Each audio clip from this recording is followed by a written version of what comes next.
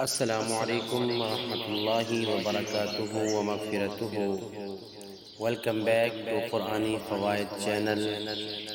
دنیا میں رہنے والے تمام دوستوں کو قرآنی فوائد چینل کی طرف سے خوش آمدید۔ دوستو، آج ہم اللہ تعالیٰ کی عطا کردہ توفیق سے وضو کے بارے میں بیان سنتے ہیں کہ کن کن چیزوں کا وضو میں دھونا فرض ہے۔ اگر انہیں نہ دھویا جائے تو ہمارا وضو نامکمل ہوگا، اور جب وضو نامکمل ہوگا تو ہماری نماز بھی نامکمل ہوگی۔ تو آئیے سنتے ہیں وضو کے بارے میں۔ دوستو، وضو کی عظمت اور اہمیت اس سے زیادہ اور کیا ہوگی کہ خود قرآن میں نہ صرف اس کا حکم ہے بلکہ تفصیل کے ساتھ یہ بھی بتایا گیا ہے کہ وضو میں کن کن اعضاء کو دھویا جائے، اور یہ بھی وضاحت کی کہ وضو نماز کی لازمی شرط ہے۔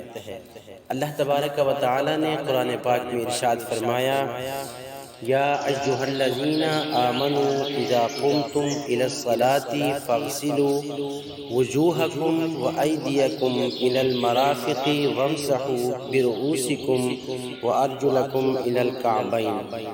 ترجمہ: مومنو، جب تم نماز پڑھنے کے لیے اٹھو تو پہلے اپنے چہروں کو دھو لو اور اپنے دونوں ہاتھوں کو کہنیوں سمیت دھو لو، اپنے سروں پر مسح کر لو اور پھر اپنے دونوں پیروں کو ٹخنوں سمیت دھو لو۔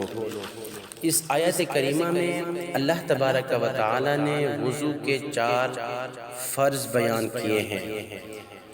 تو دوستو، سب سے پہلا وضو کا فرض یہ ہے کہ چہرے کا دھونا، پیشانی کے بالوں سے لے کر تھوڑی کے نیچے تک اور ایک کان کی لو سے دوسرے کان کی لو تک، اس حد کو دھونا وضو میں فرض ہے۔ اگر اس سے ناخن کے برابر بھی جگہ خشک رہ گئی تو وضو کا فرض ادا نہیں ہوگا۔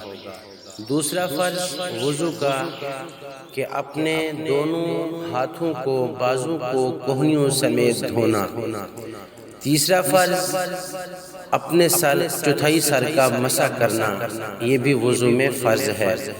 اور چوتھا فرض جو ہے وہ اپنے پیروں کو ٹخنوں سمیت دھونا۔ دوستو، آج ہم نے وضو کے 4 فرض سنے۔ اللہ پاک ہمیں عمل کی توفیق عطا فرمائے۔ آمین ثم آمین، وما علینا الا